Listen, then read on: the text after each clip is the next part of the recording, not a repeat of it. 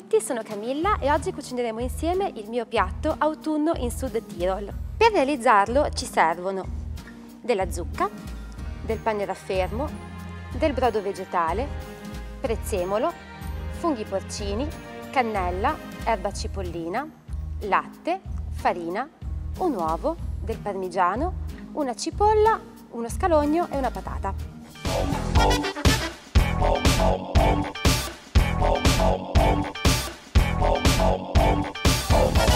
Iniziamo subito con la preparazione della vellutata, che è la preparazione che richiede maggior tempo. Allora, prendiamo già un pentolino, una piccola boule, così iniziamo a mondare lo scalogno e la patata. Tiene della maggior pulizia e precisione possibile in modo da non confondersi mentre si cucina.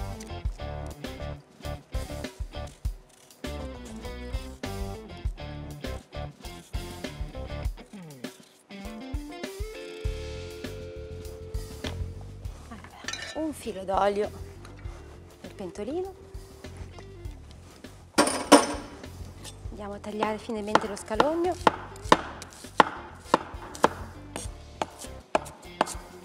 Possiamo lasciare tutto un po' grossolano, intanto poi andremo tutto a frullarlo e appunto ricavare la nostra vellutata. Accendiamo il fuoco, cioè l'induzione.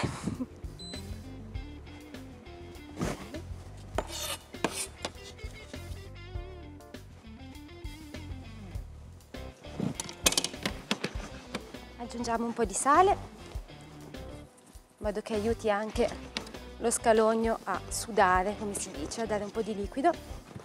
E intanto cominciamo a tagliare anche la patata e la zucca. Tagliamo sottilmente in modo che cuocia un pochino più velocemente.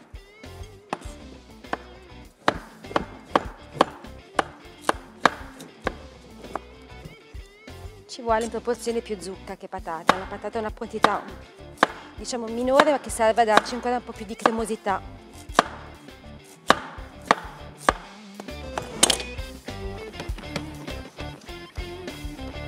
Ho scelto questo piatto con dei ingredienti e dei colori assolutamente che richiamano appunto l'autunno. A me piace molto mangiare cose anche un po' sostanziose e ho scelto una ricetta tipica del Sud Tirol, appunto del Trentino Alto Adige, perché è un posto in cui io sono sempre andata a fare le vacanze da bambina. D'estate per me la vacanza era montagna, e andare a fare camminate, trekking, e quindi mi sono accostata a questo, tanto aggiungo le patate. E mi sono accostata a questo tipo di cucina regionale molto carico di sapori, molto carico anche forse di grassi, di sostanza, però buonissimo, che assolutamente è un comfort food, è un cibo che anche dopo appunto una camminata pesante, diciamo che ti gratifica e che ti sazia. Adesso aggiungo anche la zucca.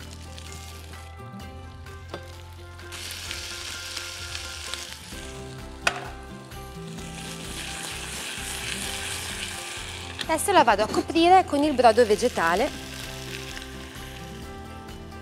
proprio fino a copertura, e la farò sobbollire lentamente finché la verdura appunto non avrà raggiunto la cottura. Allora, adesso continuiamo con la seconda preparazione che richiede un pochino più di tempo, ovvero i funghi porcini che andremo a saltare in padella prima di andare a inserirli, diciamo, nel ripieno che costituirà il nostro canederlo. Prendiamo un padellino, di nuovo un goccino di olio.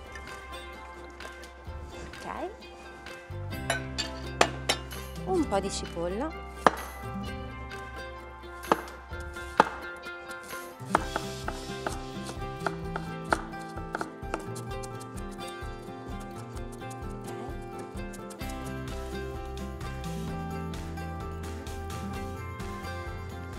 aggiungiamo anche qua un pizzico di sale e un pizzico di pepe. Intanto andiamo a mondare il fungo, andiamo a togliere gli eventuali residui di terra, pulire un po' il gambo, ci aiutiamo con lo spelucchino.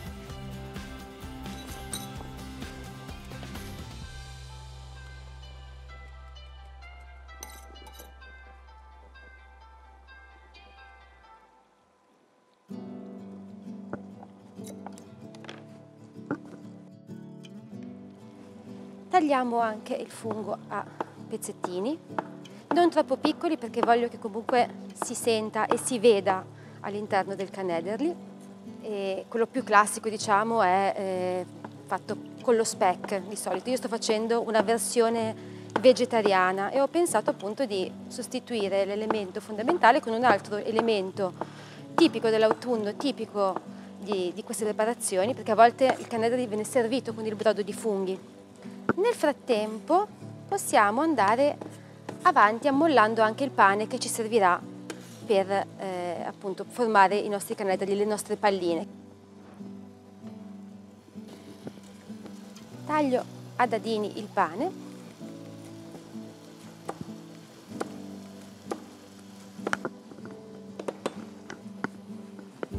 Intanto aggiungo anche i funghi alla cipolla. Li facciamo rosolare per qualche minuto.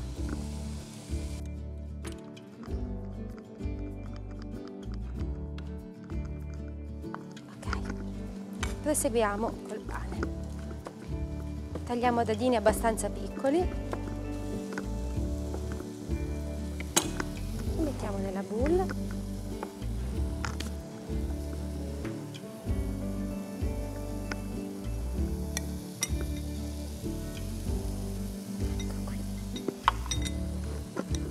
Aiutiamolo un po' in modo che si impregni bene di latte. I funghi sono quasi pronti.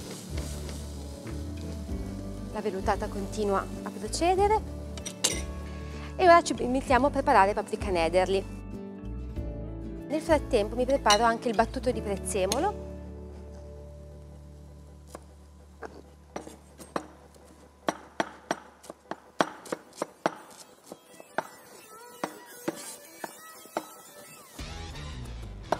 Metto il prezzemolo. Ok. Vado a strizzare un po', proprio strizzare il pane. Quindi sporchiamoci un po' le mani. E andiamo a strizzare il pane dal latte in eccesso.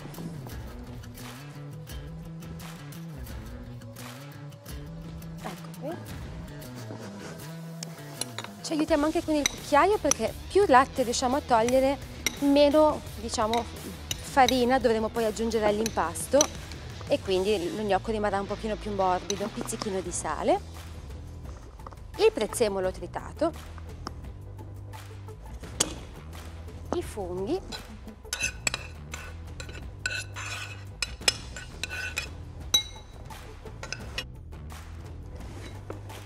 diamo una prima mescolata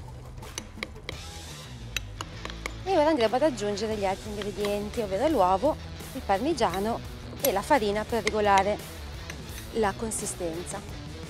Il parmigiano,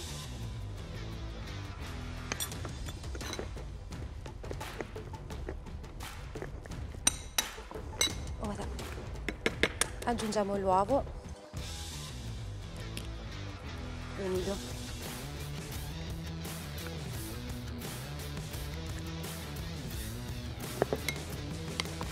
Direi che dovrebbe essere sufficiente.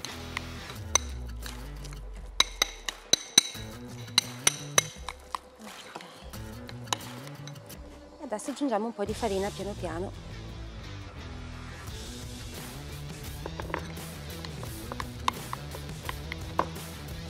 Adesso lavoro ancora un po' con il cucchiaio, poi andrò con le mani per riuscire a rendermi bene conto della consistenza.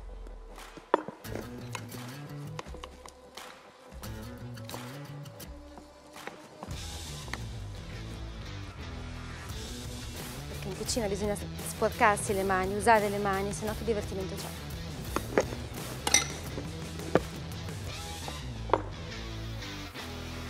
Ecco.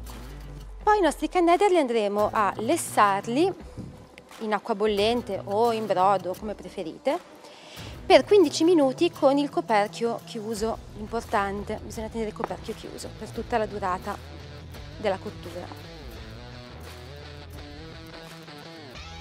Ci siamo quasi, devono rimanere comunque molto morbidi come le polpette, devono rimanere umidi dentro, succulenti, non troppo secchi, per questo non dobbiamo esagerare troppo con la farina.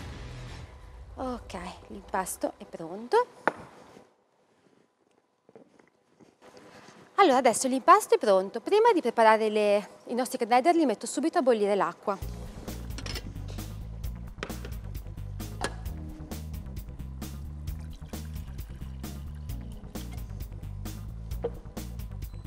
La salo leggermente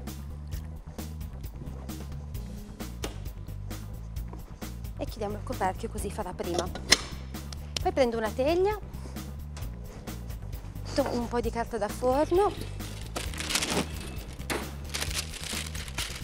e vado a formare i canederli.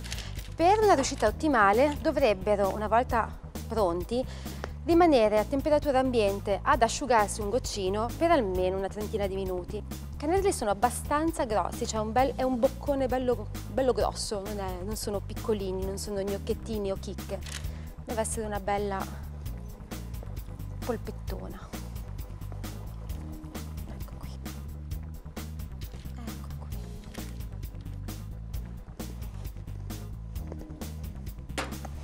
Allora adesso li lasciamo riposare un attimo mentre l'acqua arriva a bollore e controlliamo la vellutata.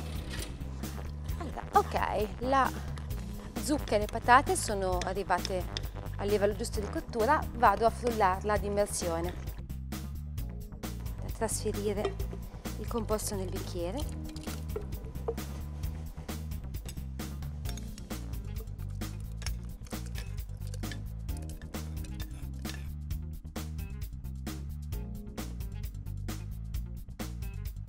Vado ad aggiungere il mio ingrediente magico, un pizzichino, anche un po' più abbondante perché voglio che si senta bene,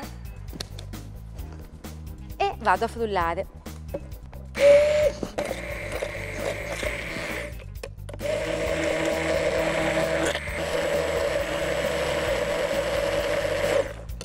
Ok.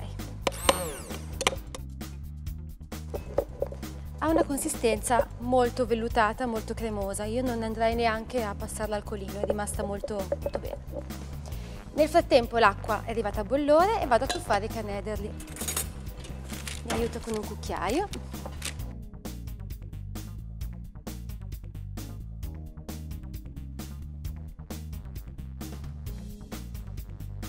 E vado a coprirli. Io nel frattempo preparo la cialda di parmigiano, la padellina, facciamo diventare bella calda, prendiamo una spatolina,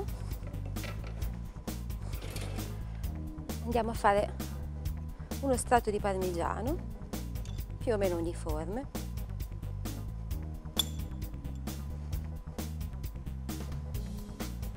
cercando di appianare eventuali grumetti. Praticamente fa tutto da solo, però noi dobbiamo stare bene attenti perché è un attimo che si bruci.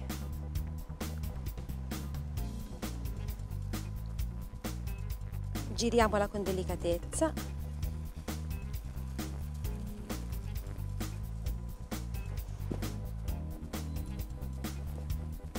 Ok, spegniamo tutto, anche la cialdina è pronta.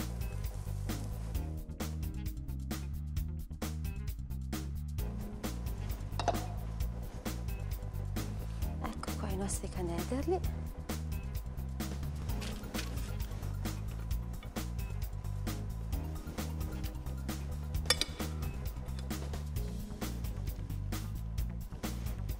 Si possono ripassare nella padella con un pochino di burro o semplicemente lucidare con un filino di olio come farò adesso io per non dare troppo grasso che poi sarebbe anche brutto, diciamo, sulla vellutata, sul tipo di impiattamento, però per dargli appunto un aspetto un po' più lucido, un po' più carino. Ecco qui. Perfetto. Allora, ho tutti gli elementi pronti, quindi sono pronta per impiattare. Ecco pronti all'impiattamento. Un bel piatto. Andiamo a mettere a specchio alla base la vellutata.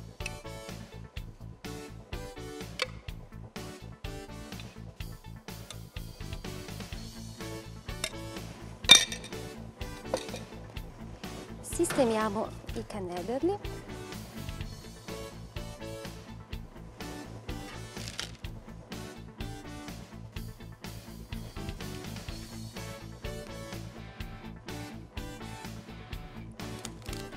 spezziamo la nostra cialdina di parmigiano.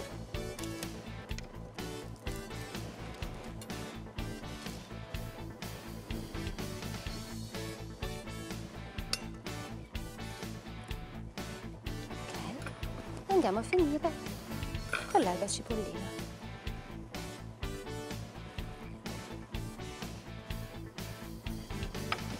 E il nostro piatto, autunno in Südtirol, è pronto!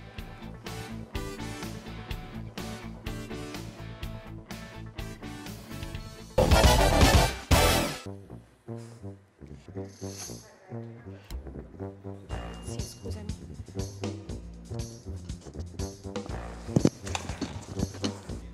Ok. Plop, plop, plop, plop, plop.